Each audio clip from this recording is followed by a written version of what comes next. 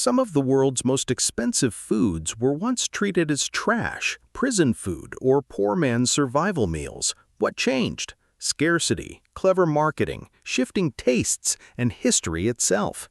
These 5 foods prove that luxury isn't always about quality. It's often about timing, perception, and a fascinating twist of fate. Number 5. Oysters. Oysters are now symbols of elegance, served on silver trays in upscale restaurants. But in the 18th and 19th centuries, they were everyday street food. In cities like New York and London, oysters were so plentiful they were cheaper than meat. Vendors sold them from carts on busy streets, and they were eaten by factory workers, sailors, and the poor. Oyster shells were so common they were used to pave roads, make lime for construction, and even fill foundations of buildings. The downfall came through overharvesting and pollution.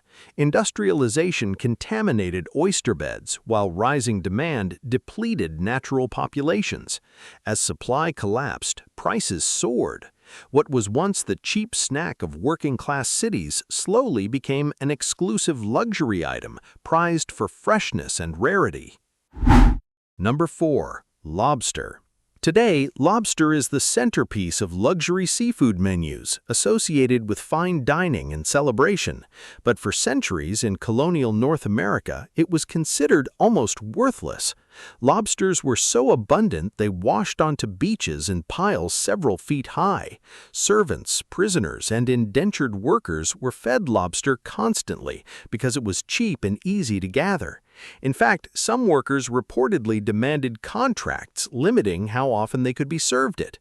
Its transformation began in the 19th century when railroads changed everything. Lobster could now be transported inland where people had never seen it before. Marketed as an exotic delicacy from the coast, demand surged. By the 20th century, refrigeration, restaurant culture, and scarcity turned lobster into the luxury symbol we know today, a complete reversal of reputation. Number 3. Matcha. Matcha's vibrant green color now dominates premium cafes and luxury wellness markets, but its roots were far from commercial. Centuries ago, in Japan, matcha was mainly consumed by Buddhist monks who used it to stay alert during long meditation sessions. It was practical, spiritual, and deeply tied to discipline, not indulgence. For generations, matcha remained niche, appreciated mostly within formal tea ceremonies. Its rise to luxury came through global health culture. Scientific attention on antioxidants, combined with social media's obsession with aesthetics, transformed matcha into an international status symbol. But true ceremonial-grade matcha is difficult to produce. Tea plants are shade-grown for weeks, carefully harvested, steamed, dried, and stone-ground into an ultra-fine powder. The process is slow, specialized, and yields small quantities. What was once a quiet monastic drink is now one of the world's most fashionable premium beverages. Number 2. Vanilla.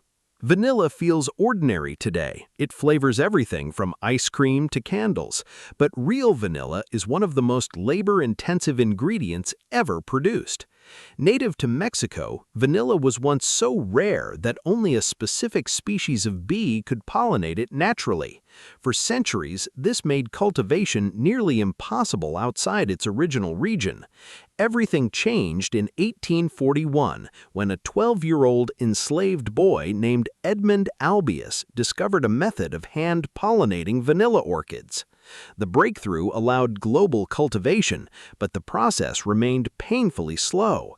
Every flower must still be pollinated by hand, often within a few hours of blooming. After harvesting, beans undergo months of curing and fermentation. Cyclones, fragile growing conditions, and labor demands keep supply limited. That's why genuine vanilla remains one of the world's most expensive spices. Number 1. Caviar. Few foods scream luxury louder than caviar, yet historically it was not created for royalty. For centuries, communities around the Caspian and Black Seas harvested sturgeon roe as a practical food source. It was salty, protein-rich, preserved well, and commonly eaten by fishermen and rural workers. Even in early America, sturgeon was so common that caviar was sometimes given away in bars, much like free peanuts today, because its saltiness made people thirsty and encouraged drink sales. Its luxury status emerged when European aristocrats developed a taste for it.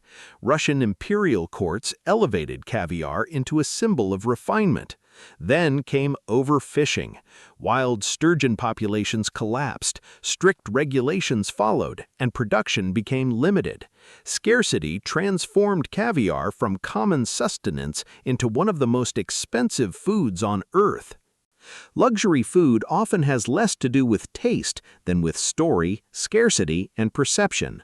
Today's expensive delicacy may have once been ignored or even despised.